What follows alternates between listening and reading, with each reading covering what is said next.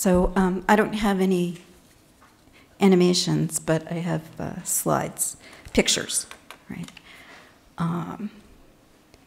Okay. Until recently, histories of women in scientific and technical fields have focused on exceptional figures such as Maria Mitchell, Rosalind Franklin, Lisa Meitner, and Barbara McClintock, women who persisted and succeeded in making important contributions to their fields despite the challenges of cultural sexism and discriminatory professional practices.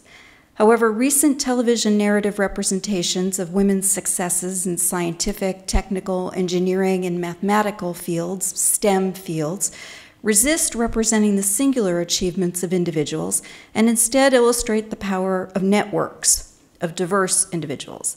As I've previously argued, television, crime, and medical dramas, and this is where we intersect with that very fine presentation that we just heard, this connection of detective and medicine and medical practitioners.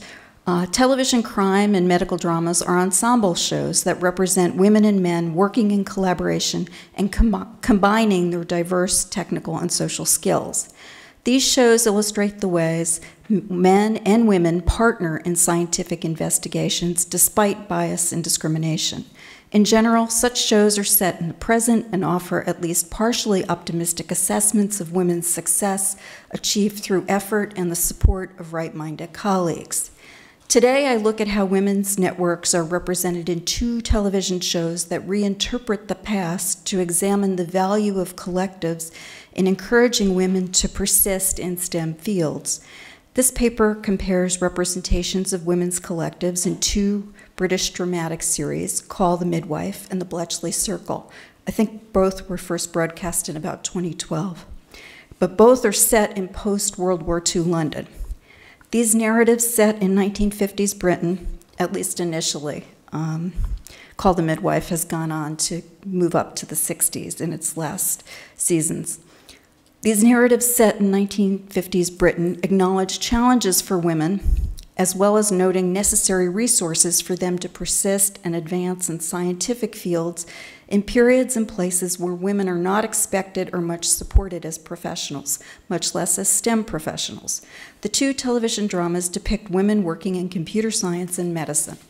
Focusing on females who fight to be recognized as professionals, these series represent how women struggle with cultural constraints and inequities while hinting at reforms to promote equity and equality. I'm particularly interested in looking at how the women, respectively midwives and codebreakers, in each historically based series rely on the support of their peers and advisors to cope with personal and professional difficulties, how female characters develop and appreciate their own scientific and technical capacities, and how the respective groups of midwives and codebreakers organize to help others living in even more difficult circumstances in 1950s London. My analysis considers the narrative strategies employed in these historical series, evaluating how both programs criticize 1950s sex roles while recommending cultural and institutional changes. These dramas represent social constraints, harassment, abuse, exploitation, discrimination, along with exploring the value of female friendship to contemporary audiences, arguing that attention must be paid to the necessity of women's participation in science and technology, and the consequent benefits of this participation for individuals, families, and communities. Let's see.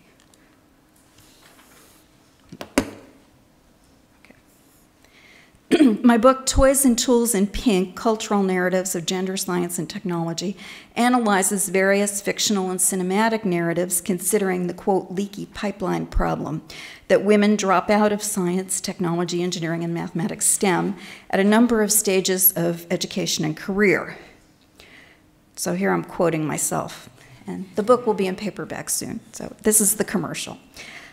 Fictional narratives help shape our understanding of individual achievements in social institutions. As stories entertain us, they also inform and instruct us about social norms and cultural values. Texts reference gender stereotypes to describe scientists' attitudes, actions, and abilities, while plots about scientific research question characters' authority, expertise, and morality.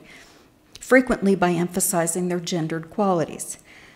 The heroism, collaboration, and advocacy of the female code experts and midwives in televised narratives inspires girls and women to pursue STEM fields, is what I'm arguing. The Bletchey Circle and Call the Midwife provide historically inspired fictional examples that point out difficulties for 1950s women while noting their better prospects in the future. More significantly, the dramas represent how collective action in the realms of science and medicine helps women escape abuse, confront sexism, and save themselves and others. Filling a gap in television coverage of women engaging in positive ways in science and technology, female characters in these series are shown to be path breakers in extending scientific and technical knowledge and applying it to improve their societies. Women's labor contributions during World War II have long been symbolized, in the US at least, by the image of Rosie the Riveter. However, until the 1980s, there was little published information about the women who served during World War II as calculators. Oh, sorry. I didn't see that. Yeah. Thank you. Thank you. So women served during World War II as calculators, both for the ENIAC project at the University of Pennsylvania in Philadelphia and as decoders at Bletchley Park in Milton Keynes, England. The inventors of ENIAC were J. Prosper Eckert and John Mockley, were recognized and celebrated for their achievement in inventing the computer, but the women who programmed and operated it were not identified in publicity of the time. Judy Wajman, in her 1991 book, Feminism Confronts Technology, noted the tendency for public relations materials about ENIAC, particularly, to highlight the machine and the inventors, while discounting the hard work of the women computers who input data and analyzed results. The recognition of women's achievements and the likelihood of women to persist in STEM fields are correlated. The first chapter of Janet Abate's book, Recoding Gender, quote, compares gender dimensions of the Colossus project at Bletchley Park in Great Britain with the American ENIAC project developed at the University of Pennsylvania to demonstrate how assumptions about the gendered nature of technical skill could constrain women's options and lead to an undervaluation of their contributions. Because of secrecy protocols, the work done at Bletchley Park was also not publicized, and the women who completed a good deal of it were not free to discuss the project. In the past decade, Abate and other historians of science have collected interviews and reviewed documents and have published books that inform the producers of the Bletchley Circle, and obviously also inform viewers who recognize that women played a critical, if largely invisible, role to this point, at least in film and television, in manipulating code to decipher secrets. The opening of the series, over credits, shows the workings of the Enigma machine, while the prologue in episode 1 provides a glimpse of 4 women working together to analyze critical code revealing Nazi troop movements. The narrative quickly moves ahead to 9 years after World War II to illustrate the less exciting and more difficult lives of these 4 women that it's focused on. Susan is a housewife married to a man injured in the war and holding a position in the Ministry of Transportation. She has 2 young children and lots of time on her hands. Because she's bored and very good at puzzles, she begins to piece together bits of information about the murders of a few young women in the London area. Lucy, the youngest member of the Bletchley Friends, has married an abusive man. Millie has traveled widely, remains single, and earns a living as a waitress in a restaurant run by a leering man. The 4th woman, Jean, who supervised the other 3 at Bletchley, is also single. She's a librarian with expertise in databases and has connections to people who can share data. Motivated to do something about what Susan hypothesizes are linked crimes, Jean contacts her friends and asks them to help, Susan contacts her friends and asks them to help undertake the dangerous project of finding the murderer. Susan's friends, her former co-workers at Bletchley, are initially afraid to join her in solving crimes until the 4th young woman's corpse is found. Realizing that their efforts could supplement the police investigation, they begin to apply their considerable skills as decoders to analyzing the crime. Three narrative plots intersect after the women agree to collaborate. They investigate murders, they become closer, and they recognize that this work is critical to community safety.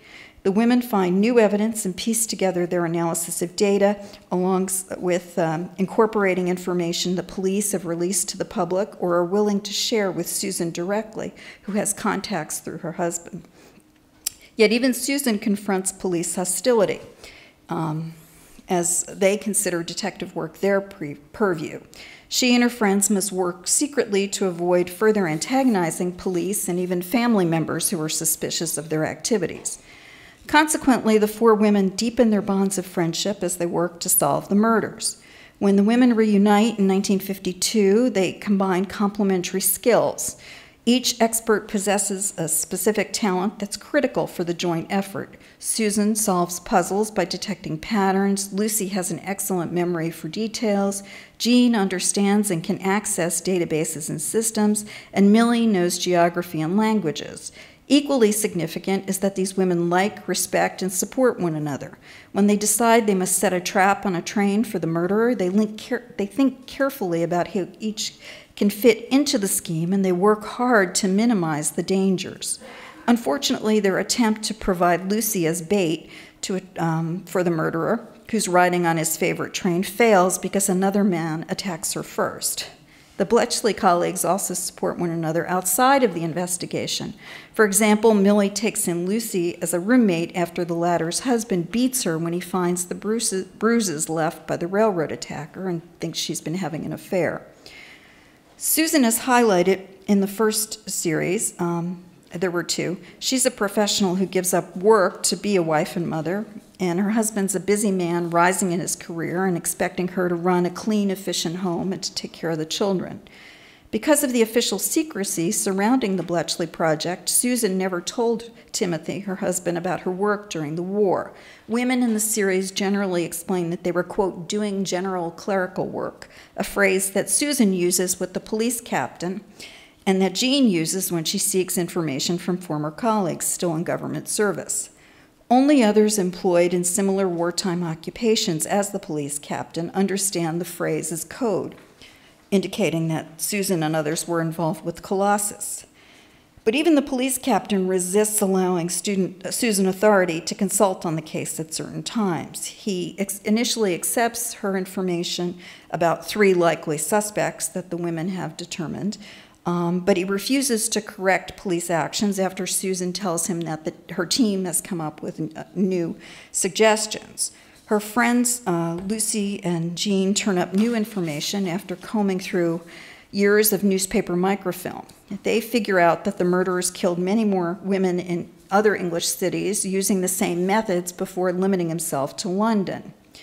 Even worse, the group realizes that the murderer created fake evidence around the earlier murders so that other men would be arrested, tried, and hanged for these cases. Jean recognizes that someone with these capacities for deception must have worked for the elite Special Operations Executive, SOE, so she contacts an acquaintance who can open up secret files and provide an introduction to the SOE boss, Francis Cavendish.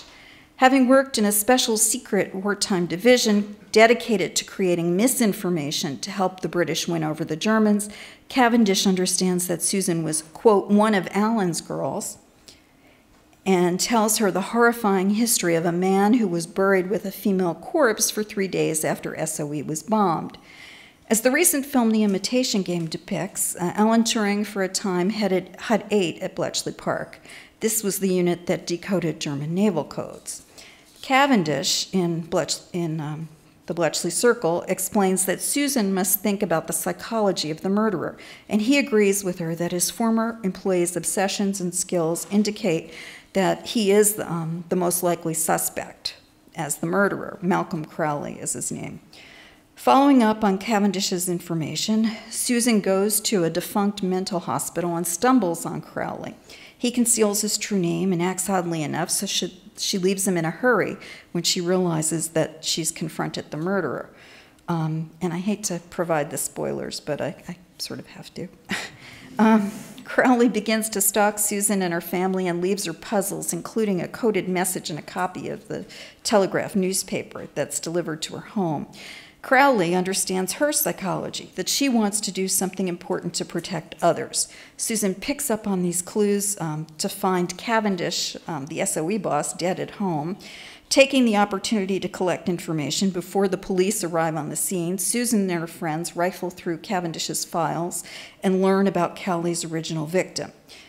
Crowley threatens Susan and orders her to meet him. She resists asking her friends for help because she wants to protect them and her family. Instead, she feels she can sacrifice herself and goes along to meet Crowley at an abandoned property.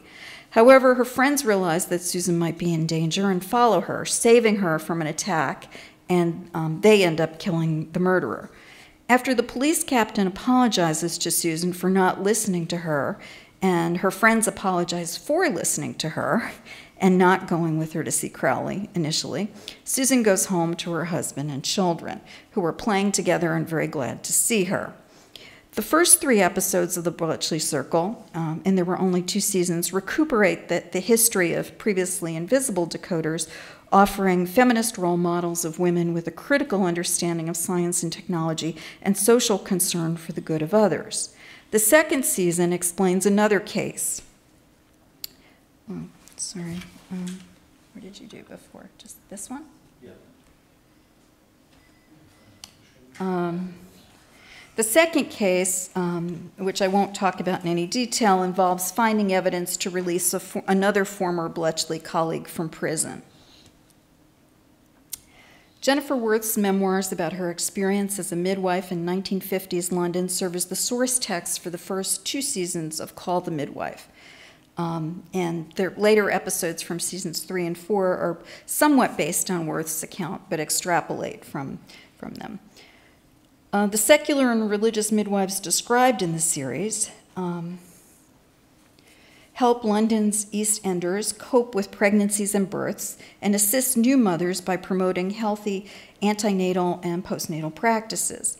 With the help of a doctor and other medical personnel in emergency vans and at hospitals, the nurse midwives promote good hygiene and health under difficult economic circumstances.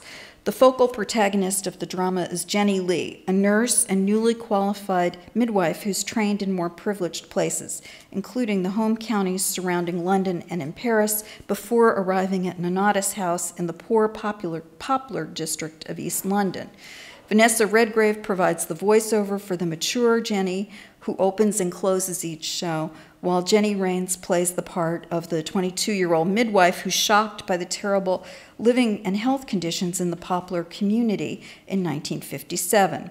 Jenny's surprised to find that her new home is a convent, but she quickly learns to appreciate the company of the resilient, caring nuns who survived the Blitz, and the nurse midwives like her who work hard to help Poplar's challenged residents. In the first seasons, the blonde, Trixie, is a fun-loving character invented by the producers, but Cynthia, the woman to her right, is based on the lifelong friend and steady confidant of the same name who Jennifer Worth worked with. The popular actress Miranda Hart, who's on the extreme right, plays the role of Camilla Chummy Fortescue Chumley Brown, a gawky debutante with wealthy, socially connected parents. Chummy's missionary zeal inspires her to pursue midwifery. As Worth explains in her series of memoirs, the nuns were amazing women. Sister Monica Joan left a life of privilege. She's the one on the right. And Sister Evangelina grew up poor. She's between the one in the glasses and the other woman. But these personal differences matter little as they struggle to help others. Sister Julianne, who's second from right, serves as a gentle leader and guide for the nuns and secular midwives. In later episodes, she counsels the young Sister Bernadette, who's on the left, who realizes that her own dedication to patience and to God need not mean that she remain a nun. Part of the appeal of Call the Midwife is that each episode links the social and personal development of the nurse, midwives, and nuns with that of their patients. Jenny's romantic problems include that she had been in love with a married man. When she meets Molly Brignall, a pregnant mother in an abusive marriage, Jenny realizes that some forms of love are unhealthy. Molly's husband is her pimp, and he threatens harm to her and her children unless she prostitutes herself to earn money.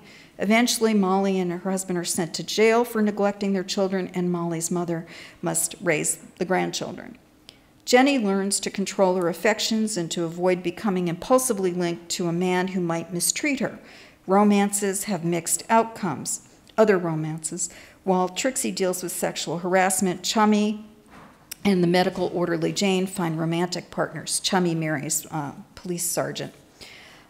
Sister Bernadette and the doctor realize they're in love, and they eventually marry. Many episodes include scenes of the nuns and secular midwives discussing their cases and political views in the convent. These women are bound together because they believe that their patients and other popular neighbors deserve better. Reviewers understand this series' appeal as a feminist call to arms. Alison Graham in the Radio Times dubbed Call the Midwife a magnificently subversive drama and the, quote, torchbearer of feminism on television. And Caitlin Moran claimed the series encapsulated how unbelievingly terrifying, dreary, and vile it was to be a working-class woman 60 years ago. Each show in the series focuses on particular medical and social challenges that the medical personnel and their patients confront.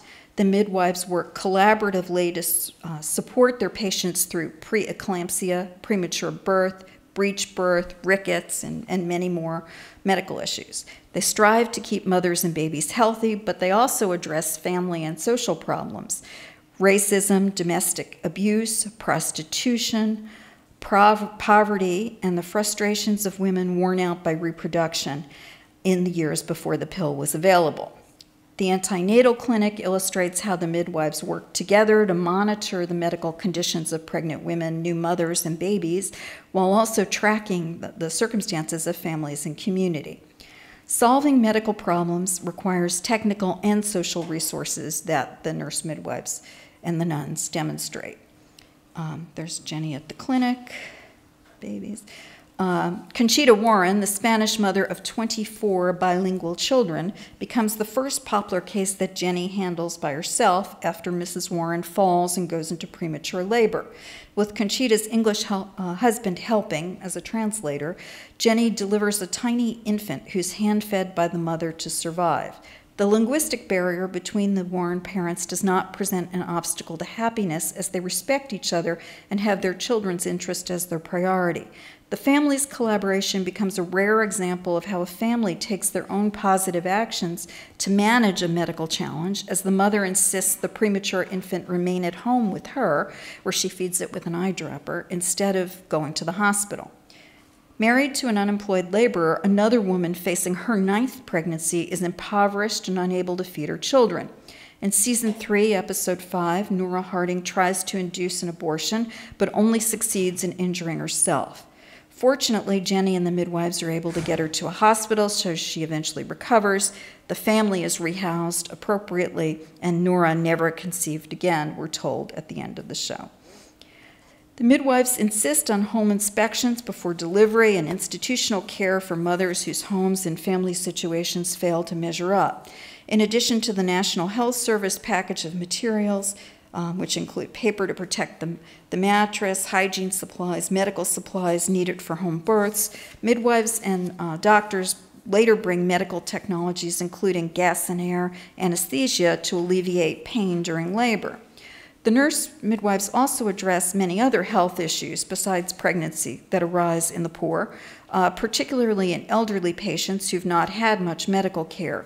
The recent development of the National Health Service allows Jenny to care for Joe, an elderly, lonely veteran whose legs have chilblains, and for Mrs. Jenkins, an older woman whose children died in the workhouse where she also labored. And some of the most affecting passages in Jenny Worth's memoirs are about the workhouse and the many patients she saw who had been harmed, traumatized by their experiences in the workhouse. In conclusion, Call the Midwife and the Bletchley Circle invoke the heroism of historical women who employed scientific and technical methods for social good and who worked together to help individuals, families, the community.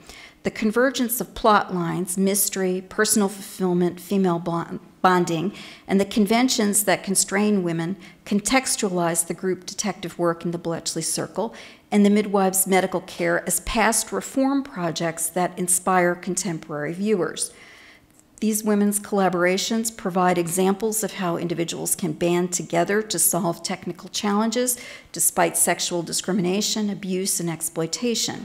These fictional women devote time and labor and risk their safety to save others' lives, acting on a collective impulse to contribute to the war effort that motivated real women's participation as colossus, decoders, and nurses.